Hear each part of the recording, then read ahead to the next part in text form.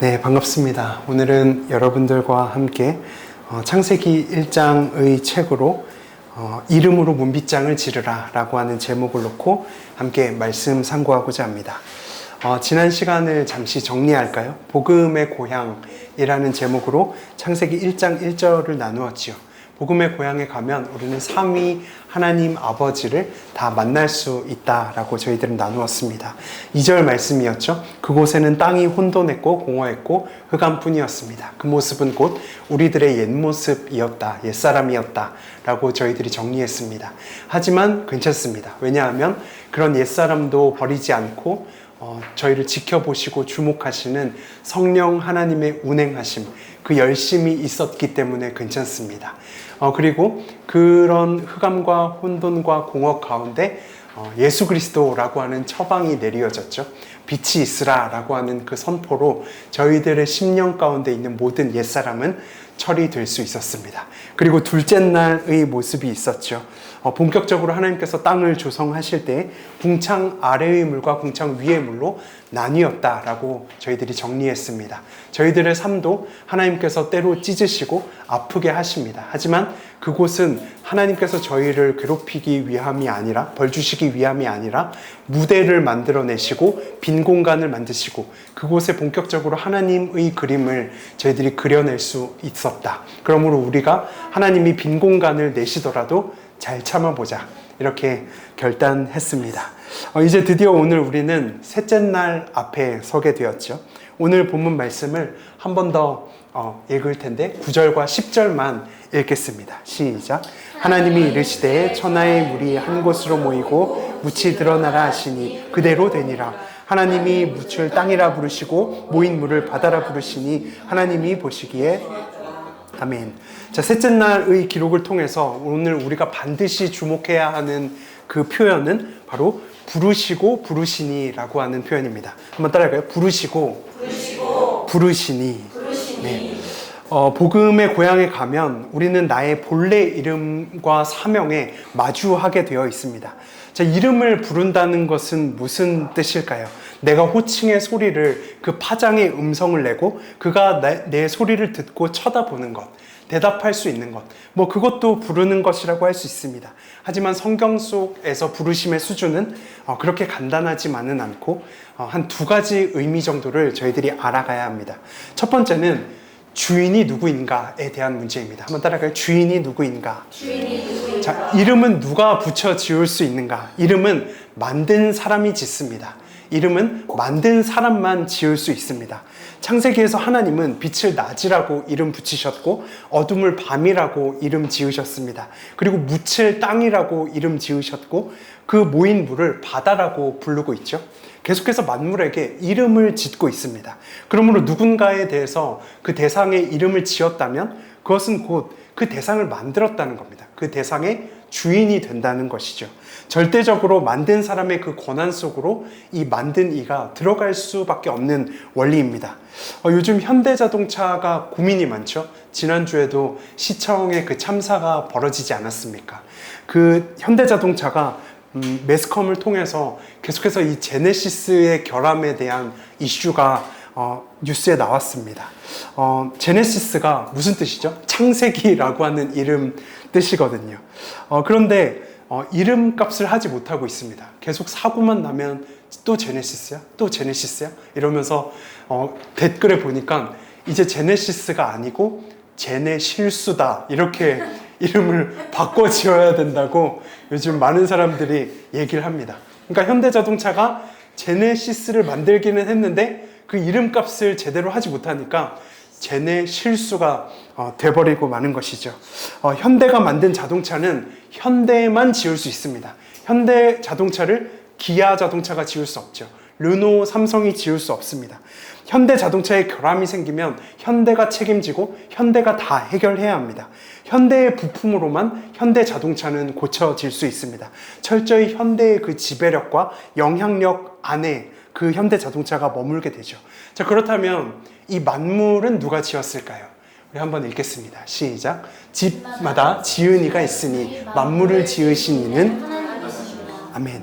하나님이 만물을 지으시고 저도 만드시고 여러분도 만드셨습니다. 자, 그러므로 우리의 주인은 누굽니까? 하나님 되십니다. 저희들도 하나님의 통치와 다스림 그 아래에 있어야 됩니다. 저희들이 고장나면 누구한테 가야 됩니까? 하나님 앞으로 가야 합니다. 저희를 고칠 수 있는 부품은 하나님께 밖에 없기 때문에 그렇습니다. 현대가 현대 자동차를 고치고 책임지듯이 우리는 하나님 앞으로 갈 때 하나님이 우리를 책임지시는 것입니다. 우리가 치통이 갑자기 찾아와서 치과에 갔다라고 생각해 봅시다. 의사가 고개를 저으면서 이야기합니다. 발치를 해야겠군요. 이렇게 이야기합니다. 잇몸에 작은 못을 박아서 그곳에 다른 인공 치아를 심어보자고 이야기합니다. 여러분들 금 좋아하십니까? 네. 지호 목사님만 좋아하십니까? 네. 금이 아무리 비싸고 아무리 빛나고 아무리 좋아도 그 치과에 가서 저의 생리는 다 뽑아주시고 빛나는 금리로 교체해 주십시오 라고 하는 사람은 없습니다. 최대한 하나님이 지으셨던 그 본래의 생리를 유지하려고 들겠죠. 그것은 주인 되신 하나님만 지으실 수 있는 본래 생리, 그것은 복사도 안 되고 하나님만 가지고 계신 재료이며 부품입니다. 먼저 이 말씀으로 여러분들 축복합니다. 우리들의 주인이 하나님인 것을 여러분들 인정해 주십시오. 하나님의 통치로 들어가십시오. 하나님의 선순환 속에 머무시고 하나님의 그 다스림 속으로 들어가는 축복이 있기를 이 말씀 빌려 주님의 이름으로 소원합니다. 그곳에만 참 회복과 참 복이 있기 때문에 그렇습니다. 자, 그럼 첫 번째가 주인이 누구인가 였다면 두 번째는 나는 어떻게 살까입니다. 한번 따라해요. 나는 어떻게 살까? 나는 어떻게 살까? 이름을 지었다는 이 행위는 호칭 이상으로 그 사람의 미래의 모든 행동을 예견하는 것입니다. 이름을 지을 당시에 그 장명자의 의도가 그 이름 가운데 포함되어 있습니다. 이름을 바꾸는 사람들도 있죠. 그것 또한 마찬가지입니다. 이름을 바꿔주는 이유도 다 그 원 제작자의 의도가 담겨 있기 때문에 이름을 바꿔주는 것이죠. 그러므로 나는 이제 어떻게 살까라고 하는 것은 우리의 새로운 존재적 가치를 다시 한 번 더 발견하는 것입니다. 재작년 22년 6월에 터키라고 하는 나라의 이름이 바뀌었습니다. 공식적으로 바뀌었습니다. 트루키에라는 이름으로 바뀌었죠. 왜 바뀌었는가 봤더니 첫 번째는 국민들이 기분이 나빠서 바뀌었습니다. 왜냐하면 영어로 터키 하면 그게 다 칠면조고 통닭이기 때문에 그렇습니다. 왜 우리나라를 통닭으로 부르는 거야? 왜 칠면조로 부르는 거야? 이런 것들이 자국민의 마음 가운데 불만이었습니다. 그런데 실제로 터키라고 하는 그 이름 뜻에는 어리석음, 겁쟁이, 패배자 뭐 이런 뜻들이 있었습니다. 그래서 세계 기관에 공식적으로 요청했죠. 우리는 터키라고 하지 않겠다. 우리들은 트루키에라고 하겠다라고 이야기하면서 용감한 민족의 나라라고 하는 뜻이 트루키에였습니다. 그래서 그것이 공적으로 허용되었고 22년 6월부터 터키는 터키로 불리지 않고 트루키에로 되었습니다. 사람의 이름도 존재적 가치가 매겨질 수 있습니다. 2002년 우리 4강 신화를 이뤘던 감독이 누구죠? 네, 히딩크 감독이죠. 히딩크 감독이 처음에 왔을 때 체코한테 5대 0으로 졌습니다. 그때 히딩크 감독에게 붙여진 별명이 5대 0 감독이다 이렇게 얘기했습니다. 그 사람의 실적이 좋지 못하니까 그 사람의 존재를 굉장히 얕잡아서 평가했습니다. 그런데 이 히딩크가 갑자기 4강 신화를 이뤄냈더니 이 민증 그 이미지에다가 히딩크 사진을 넣어서 히동구라고 지으면서 너의 나라로 돌아가지 마라. 히동구 당신은 우리나라 사람이다. 막 이렇게 얘기하면서 그의 존재를 5대 0 감독에서 히동구 감독으로 이렇게 높여준 것을 저희들은 발견했습니다. 벤투 감독도 처음에 성적이 안 좋을 땐 벤또였어요. 그러니까 도시락으로 불렀죠. 그런데 나중에 그가 고국으로 돌아갈 때는 벤버지라고 불렀다고 합니다. 벤투와 아버지를 합쳐서 벤버지가 갑니다. 이런 식으로 그의 존재를 높여 불러준 것이죠. 곧 이름은 단순히 불려지고 끝나는 것이 아니고 그의 존재와 분명한 상관이 있습니다. 이름을 짓는다는 것은 이름대로 살으라고 하는 그 존재적 사명을 심어주는 것과도 같은 것이죠. 교도소에 가면 이름을 부릅니까? 이름을 부르지 않죠. 여기에 적혀 있는 수용 번호, 죄수 번호로 그 사람을 부릅니다.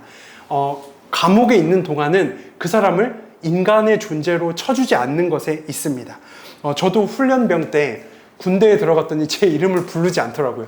147번 훈련병 이렇게 부르더라고요. 그러니까 민간인의 때를 벗고 군인의 존재감을 심어주기 위해서 잠시 나의 이름은 내려놓게 합니다. 성경에도 수도 없이 이 이름을 지어주거나 바꿨던 그런 경우가 많이 있었습니다. 우리 한번 말씀 볼까요? 읽겠습니다. 시작. 보라, 내 언약이 너와 함께 있으니 너는 여러 민족의 아버지가 될지라. 이제 후로는 네 이름을 아브라함이라 하지 아니하고 아브라함이라 하리니 이는 내가 너를 여러 민족의 아버지가 되게 하려. 네. 아브람에서 아브라함으로 99세 때 계명이 되었습니다. 아브라함은 단순한 한 가정의 좋은 아버지라는 뜻이고 아브라함은 열국의 아비라는 뜻이죠. 모든 민족의 아버지가 되라라고 하면서 그의 존재를 바꿔서 사명을 심어 주었습니다. 사라도 마찬가지였습니다. 사레가 바뀌어서 사라가 됐죠. 사레는 공주라고 하는 뜻인데 이제 열국의 어미가 되라라고 하면서 사라라고 이름 붙여줬습니다. 그러니까 여왕이 되라, 왕비가 되라라고 하는 뜻이었죠. 그때 폐경에 이르렀던 사례는 시험에 들었습니다. 내가 90이고 남편은 100살인데 내가 무슨 열국의 어미가 될 수 있겠어? 라고 얘기하면서 창세기 17장에서는 사례가 웃었고 창세기 18장에 가서는 아브라함도 웃었습니다. 하지만 하나님께서는 그가 비웃고 그가 믿지 않을 때 진짜로 그에게 이삭이라고 하는 이름을 주셨죠. 이삭의 이름 뜻은 웃음이라는 뜻입니다. 어떻게 그럴 수 있습니까? 콧방귀 끼고 비웃었을 때 그에게 진짜 웃음을 주셨다는 거죠. 네가 비웃었어? 네가 폐경이야? 네가 노쇠했어? 아니, 나는 너한테 진짜 웃음 이삭을 줄 거야 라고 이야기하면서 그의 남은 생에 새로운 존재와 새로운 사명을 부여해 줬다는 것을 저희들은 알고 있습니다. 시몬이 이름이 무엇으로 바뀌었습니까? 시몬 베드로로 바뀌었죠. 시몬은 갈대라는 뜻입니다. 이 바람만 조금 불어도 흔들리는 이름을 가지고 있었거든요. 그런데 갑자기 대뜸 너는 이제 반석이야. 심지어 그 반석 위에다가 내가 교회를 세울 거야 라고 이야기하면서 새로운 존재와 새로운 사명을 심어줬던 것을 저희들은 알고 있습니다. 이렇듯 성경에서는 결정적인 순간에 그 사람의 이름을 바꿔서 새로운 사명을 부여합니다. 저희가 오늘 고백한 찬양의 가사죠. 내가 너를 지명하여 불렀나니 너는 내 것이라 이렇게 기록합니다. 그 장면은 정확하게 하나님이 야곱을 불렀던 때의 가사의 장면입니다. 한번 읽을까요? 읽겠습니다. 시작. 야곱아, 너를 창조하신 여호와께서 지금 말씀하시느니라. 이스라엘아, 너를 지으신 이가 말씀하시느니라. 너는 두려워하지 말라. 내가 너를 구속하였고 내가 너를 지명하여 불렀나니 너는 내 것이라. 자, 야곱의 첫 번째 이름은 무엇이었습니까? 야곱이었습니다. 자, 그런데 그 야복 강가에서 천사와 씨름하고 난 뒤에 이름이 뭘로 바뀌었냐면 이스라엘로 바뀌었습니다. 자, 그랬더니 이제 이스라엘이라고 부르신 뒤에는 그에게 사명을 부여합니다. 뭐라고 얘기하냐면 내가 너를 지명하여 불렀다. 너는 내 것이야. 이렇게 기록합니다. 제가 영어로 읽어볼게요. I have summoned you by name. You are mine. 버터 발음으로 한번 읽어봤는데 어떻습니까? 여기 원장님이 계셨다면 제가 부탁드렸을 텐데 네, 그렇습니다. 자, 내가 너를 지명했다는 것은 by name, 그 이름으로, 새로운 이름으로 너를 소환했어. 내가 너를 출석하도록 불렀어 라고 이야기하는 것입니다. 새로운 사명을 부여하고 있죠. 그 새로운 사명이 무엇인가 봤더니 너는 내 것이라 라고 하는 사명입니다. 이제 너는 네가 네 것처럼 살지 않고 너는 내 것처럼 살아야 돼 라고 하는 사명입니다. 그래서 야곱은 이제 더 이상 이스라엘로 바뀐 이상 절대로 다시 야곱으로 돌아가지 않습니다. 우리 한번 읽겠습니다. 시작. 그 사람이 그에게 이르되 네 이름이 무엇이냐? 그가 이르되 야곱이니이다. 그가 이르되 네 이름을 다시는 야곱이라 부를 것이 아니오 이스라엘이라 부를 것이니 이는 네가 하나님과 및 사람들과 겨루어 이겼음이라. 따라합니다. 다시는 야곱이라 부를 것이 아니오. 한 번 더. 다시는 야곱이라 부를 것이 아니오. 야곱이라 부를 것이 아니요. 그렇습니다. 하나님께서 저희들에게 새 이름을 부여해 주시면 절대로 다시는 돌아가지 않습니다. 새 이름을 받았기 때문에 옛 이름으로 돌아가지 않는 것입니다. 결코 돌아가지 않으리 옛 삶으로 하는 그 찬양의 가사와 또 같습니다. 한 번 받은 이름은 그의 이름대로 살게끔 만들어내는 능력이 있습니다. 절대 후퇴가 없고 돌아가지 않는 것입니다. 내 이전 모습이 어땠든지 하나님이 그 이름을 제대로 불러주셨다면 이제 그는 그대로 살아야 됩니다. 너는 빛이라고 이야기했으면 그는 빛으로 살아야 합니다. 그는 흙이라고 불렀으면 그는 흙으로 살아가야 하는 것입니다. 어둠인 우리에게 빛이 비춰지면 우리들의 이름이 바뀌어질 수밖에 없습니다. 새로운 존재가 될 수밖에 없는 것입니다. 자, 성경에서 사울이 무엇으로 바뀌었습니까? 바울이 되었죠. 그날을 떠올리며 옛날 이야기를 하는 아그리빠 왕 앞에서 그날을 이야기하는 바울의 모습입니다. 13절만 읽겠습니다. 시작. 왕이여 정오가 되어 길에서 보니 하늘로부터 해보다 더 밝은 빛이 나와 내 동행들을 둘러 비추는지라. 아멘. 자, 지금 빛이 비쳤거든요. 근데 그때가 언제냐면 정오라고 이야기합니다. 12시. 그러니까 해가 아무튼간 제일 밝을 때, 그 12시보다 밝은 해는 없을 때, 그때 하나님의 빛이 그에게 비쳤습니다. 근데 그 해가 해보다 더 밝았다라고 이야기합니다. 그 빛이 비쳤더니 사울이 무엇이 되었습니까? 바울이 되었습니다. 바울이 되었고 바울은 이와 같은 사명을 받았습니다. 한번 읽을까요? 시작. 그 눈을 뜨게 하여 하나님께로 돌아오게 하고 죄 사함과 나를 믿어 거룩하게 된 그 무리 가운데서 기업을 얻게 하리라 하는 사명입니다. 아멘. 자, 성경에서 이름을 듣고 존재가 달라집니다. 사명이 달라지고 때로는 회심도 합니다. 우리 마지막으로 한번 볼까요? 읽겠습니다. 시작. 예수께서 그곳에 이르러 쳐다보시고 이르시되 삭개오야 속히 내려오라. 내가 오늘 네 집에 유하여야겠다 하게 하시니 급히 내려와 즐거워하며 영접하거늘 무사람이 보고 수군거려 이르되 저가 죄인의 집에 유하러 들어갔도다 하더라. 삭개오가 서서 주께 여짜오되 주여 보시옵소서 내 소유의 절반을 가난한 자들의 주겠으며 만일 누구의 것을 속여 빼앗은 일이 있으면 네 갑절이나 갚겠다. 자, 이 타임라인을 보십시오. 삭개오의 회심 가운데 이렇다 할 회심한 특별한 이유가 적혀 있지 않습니다. 예수님이 그 집에 들어가서 갑자기 막 때렸다거나 질타를 했다거나 뭐 감동의 설교를 한편 했다거나 뭐 회심의 복음의 십자가의 복음을 전했다거나 그런 사건이 기록되어 있지 않고 정말 단순히 삭개오야 속히 내려오라 라고 하는 그 이름 한번 부른 것으로 삭개오가 대뜸 집안에 들어가자마자 내 재산의 반을 내놓겠습니다 라고 하면서 회복의 자리로 돌아갑니다. 그렇다면 삭개오는 왜 돌아갔을까요?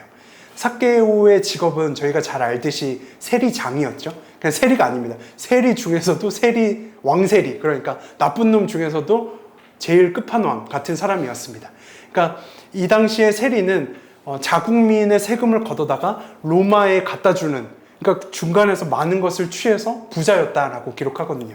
그러니까 자국민의 피를 빨아먹으면서 승승장구하던 사람이 세리였습니다. 한 사람도 국민 중에 그 사람을 좋아하는 사람은 없고 세리는 성경에서 죄인이라 불리어집니다.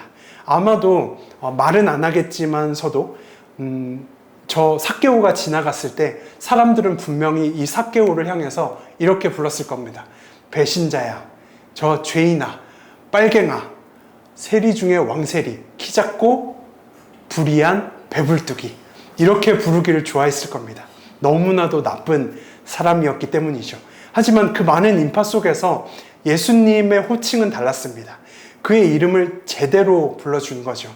삭개오의 이름 뜻은 정결함, 죄 없음, 깨끗함입니다. 그러니까 그 많은 인파 속에서 예수님께서 삭개오가 나무 위에 있을 때 이렇게 부른 거죠. 한번 읽겠습니다. 순수한 사람아, 죄 없는 사람아, 정결한 사람아, 삭개오야. 삭개오는 이 이름 세 글자를 제대로 들었을 때 내가 정말 이름의 본뜻대로 한번 살아봐야겠구나 라고 하는 결단의 마중물을 들었습니다. 그러므로 그 집에 들어가서 예수님을 받아들이고 영접하며 자기 재산의 모든 절반을 내어드리며 회심의 자리로 나아간 것이죠. 이름을 제대로 들으면 그 사람은 변할 수밖에 없습니다. 자, 그렇다면 묻습니다. 저희들의 이름은 무엇일까요? 이 성도에게 부여된 이름이 있습니다. 그것은 바로 그리스도인이라고 하는 이름입니다. 저희들은 그리스도인답게 성도답게 살아가야 합니다. 이전의 이름은 하나님께서 바꿔주셨습니다. 그리스도인이 되었다면 그리스도인답게 살아가야 하는 것입니다. 자, 한번 옆 사람과 이렇게 축복할까요? 당신을 보니 과연 여기까지만 하면 안 됩니다. 당신을 보니 과연 그리스도인이십니다. 아멘. 자, 이 말씀을 빌려서 여러분들의 정체성을 한 번 더 확인하십시오. 진짜 본래 이름대로 살기로 결단하십시오. 그렇게 되기를 주님의 이름으로 소원합니다. 자, 그러면 이제 조금 다른 국면으로 들어가야겠죠? 오늘 제목이 뭐였죠?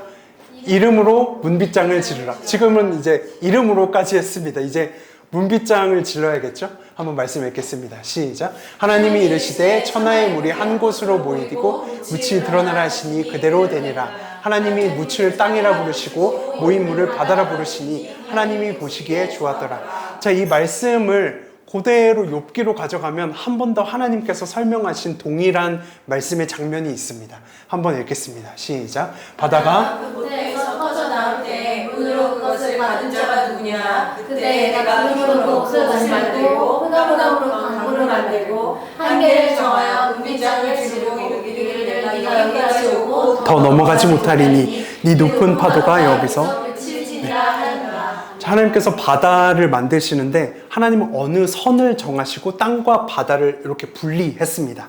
해수면아 여기까지 오고 더는 넘어오지 마 라고 선포하셨죠. 하나님은 처음부터 빛과 어둠을 분리하셨고 궁창 위의 물과 궁창 아래의 물을 분리하셨습니다. 땅과 바다도 분리해 나가고 계십니다. 하나님의 창조 역사는 이름을 짓고 구별되게 하십니다. 이름을 지었다면 이름을 지은 너는 거기만 있어 라고 하면서 자리를 지정해 주는 것이죠. 포지션을 정해 줍니다. 그러므로 이름을 받는다는 것은 이름을 받고 끝나는 것이 아니고 자연스럽게 거룩의 현장으로 초청되는 것과도 같습니다. 한번 따라할까요? 한계를 정하여 문빗장을 지르고. 자, 문빗장이 무엇인가 봤더니 이 두 문을 닫아놨으면 이 길다란 막대기로 여기를 질러야 됩니다. 그래서 요거가 이제 열리지 않게 하는 것이죠. 문을 가로질러 잠그는 막대기를 문빗장이라고 합니다. 하나님은 바다를 만드실 때 물이 모이도록 하기 위해서 지각이 움푹 파이거나 드러나게 하셨습니다. 그래서 물이 모이는 곳에다가 넘어오지 마라 라고 하면서 문빗장을 치시고 선을 그었다는 것이죠. 자, 그러면 하나님은 왜 대체 선을 그었을까요?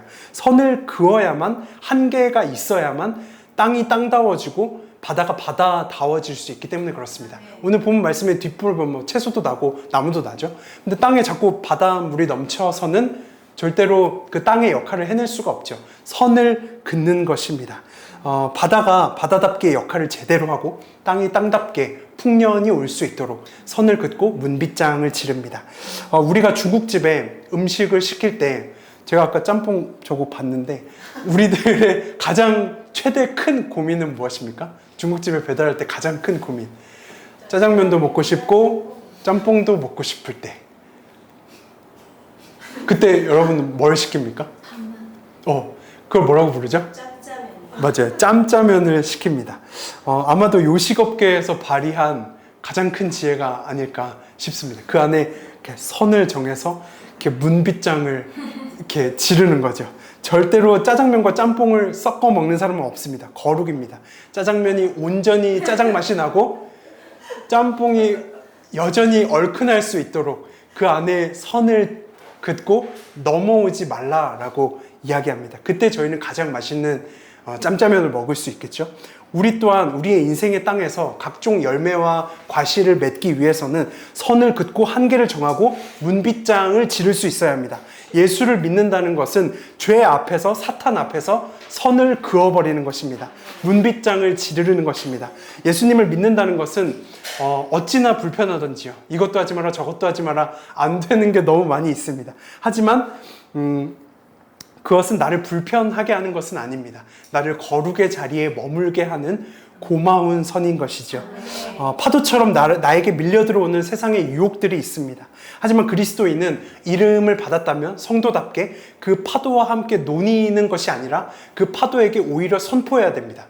예수 그리스도의 이름으로 너는 넘어오지 마라. 너는 떠나라. 라고 선포할 수 있어야겠죠. 한계를 정하고 빗장을 지르면서 바다를 오히려 가두는 삶을 저희들은 살아낼 수 있어야 됩니다. 사단의 공격은 철저히 영적입니다. 그렇기 때문에 영적인 것은 영적으로 막아야겠죠. 우리가 예수 그리스도라고 하는 이름을 품고 있으니 우리들이 질러야 할 그 문빗장 앞에 예수 그리스도라고 하는 스티커라도 하나 붙여 두어야 합니다. 그래서 죄가 나를 넘어오려고 할 때, 옛사람이 자꾸 나에게 들어오려고 할 때 우리들은 문빗장을 걸어 잠그고 그를 대적해야 하고 그와 싸워 이겨야 하는 것입니다. 자, 화재 진압 방식 중에 소방관들이 불을 끄는데 굉장히 특별한 방법으로 불을 끄는 게 있더라고요. 뭐냐면 불로 불을 끄더라고요. 그러니까 산불이 막 이렇게 번져 오는데 소방관들이 여기서 불을 지르고 있어요. 이게 맞불 작전이라고 이야기하더라고요. 왜냐하면 이 큰 불이 이제 더 이상은 태워 먹을 것이 없도록 가연성 물질을 여기서 미리 소방관들이 태웁니다. 막 불을 붙이면서 다녀요. 그래서 왜 그런가 봤더니 이 큰 불이 오다가 이 선을 그어 놓은 거기까지만 태우고 더 이상 태울 것이 없어서 한계가 정해져 있으니 불이 거기서 그치더라는 겁니다. 헬기를 타고 불을 지르고 있더라고요. 소화기를 들고 불을 지릅니다. 선을 만들고 넘어오지 못하게 합니다. 맞불 작전. 소방관들은 자주 쓰기도 한다고 하더라고요. 영적인 것은 영적으로 꺼야 합니다. 영적인 죄는 영적인 이름으로 저희들이 끌 수 있어야 됩니다. 선도 없고 경계도 없고 그렇다면 우리들의 삶은 행복할까요? 그렇지 않습니다. 혼돈과 공허와 흑암뿐일 것입니다. 그것은 옛사람의 모습입니다. 선을 긋는다는 것은, 한계를 정한다는 것은 마치 호세아서의 말씀처럼 묵은 땅을 기경하고 좋은 옥토를 마련해내는 작업과도 같습니다. 죄와 타협하지 마십시오. 하나님의 자리에서 하나님의 자녀로 믿음을 지키는 자세가 저희들에게 필요한 것입니다. 그리스도인이라는 그 이름에는 중간이 없습니다. 우리 한번 읽겠습니다. 시작. 너희는 믿지 않는 자와 멍에를 함께 매지 말라. 의와 불법이 어찌 함께하며 빛과 어둠이 어찌 사귀며 그리스도와 벨리알이 어찌 조화되며 믿는 자와 믿지 않는 자가 어찌 상관하며 하나님의 성전과 우상이 어찌 일치가 되리우. 우리는 살아계신 하나님의 성전이라. 이와 같이 하나님께서 이르시되 내가 그들 가운데 거하며 두루 행하여 나는 그들의 하나님이 되고 그들은 나의 백성이 되리라. 그러므로 너희는 그들 중에서 나와서 따로 있고 부정한 것을 만지지 말라. 내가 너희를 영접하여 너희에게 아버지가 되고 너희는 내게 자녀가 되리라. 아멘. 따라합니다. 그들 중에서 나와서 따로 있고. 네. 이것이 선을 긋는 것입니다. 문빗장을 지르는 것입니다. 성경 말씀은 결코 죄 앞에서 적당히 타협하라고 권면하지 않습니다. 거기서 나와서 다른 문으로 들어가라고 이야기하죠. 오늘 우리가 부른 빠른 찬양의 가사였습니다. 한번 같이 부를까요? 시작. 감사함으로 주를 높이며 그 문에 들어가서 찬송함으로 그 이름을 송축할지어다. 아멘. 자, 그 문에 들어가면 이제 나와서 따로 있는 겁니다. 그 문에 들어간다는 것은 새로운 역사의 시작입니다. 그 문은 영생의 문이고 하나님께서 온전히 복 주시는 문입니다. 그곳에 도달하면 하나님께서 새로운 축복을 주시는데 그것은 곧 따라합니다. 너희는 내게 자녀가 되리라. 네. 어두움의 자녀에서 빛의 자녀로 존재가 바뀌고 사명이 달라졌습니다. 칠흑 속에 있더라도 영적 대낮에 있을 수 있는 이유는 하나님께서 부르신 그 문으로 저희들이 한번 들어가는 것입니다. 그리스도인으로서 존재가 바뀌죠. 뉴 크리에이션, 새 피조물이 되는 것입니다. 한번 옆 사람과 축복할까요? 당신은 새 것입니다. 당신은 새 것입니다. 당신은 새 것입니다. 네. 존재가 바뀝니다. 네, 신상입니다. 그야말로. 예수님께서 지상사역에 이 땅에 오시고 가장 첫 번째 행하신 기적이 무엇인지 아십니까? 이 땅에 오셔서 가장 먼저 행하신 기적. 아마 첫 번째 시범 기적이었다면 굉장한 기적을 한번 보여주시지 않았을까요? 그런데 좀 조촐하게도 예수님께서 이 땅에 오셔서 가장 먼저 행하셨던 기적은 물이 포도주가 되는 기적이었습니다. 한번 읽을까요? 시작. 예수께서 그들에게 이르시되 항아리에 물을 채우라 하신즉 아기까지 채우니 이제는 떠서 열매장에 갖다 주라 하심에 갖다 주었더니 열매장은 물로 된 포도주를 맛보고도 어디서 났는지 알지 못하되 물도 아이들은 알더라. 예수님께서 이 땅에 오셔서 가장 먼저 행하셨던 기적, 물이 포도주가 되는 기적입니다. 적어도 하나님의 아들이 왔다면 바다를 한 번 더 가르셨다거나 38년 된 애가 일어나거나 죽은 애가 살아나거나 이런 것들을 기대할 수 있었을 텐데 하지만 예수님이 보여주고자 한 것은 그런 수준이 아니었습니다. 예수님은 아픈 사람이 덜 아파지거나 우울했던 사람이 조금 기뻐지거나 이런 것들은 기적이라고 부르지 않죠. 그것은 개선이라고 불러야 맞습니다. 그런데 예수님이 보여주신 기적의 수준은 개선의 수준을 넘어서 포도가 없이 포도주가 돼버리는 것이었습니다. 존재가 바뀌는 클래스를 보여준 것이죠. 대단한 기적이 아닌 것 같았더라도 그것은 엄청난 기적이었습니다. 왜냐하면 물이 포도주가 되었기 때문입니다. 우리가 흙탕물은 충분히 조금 더 맑은 물로 우리 사람의 노력으로 조금 맑게 할 수 있습니다. 왜냐하면 이 맑은 물을 계속 부으면 조금 맑아지겠죠. 하지만 예수님의 기적은 존재가 바뀌는 기적입니다. 새로운 피조물이 되게 하는 기적. 그것이 바로 예수님이 보여주신 첫 번째, 이 땅에 오셔서 보여주신 첫 번째 메시지라고 이야기할 수 있습니다.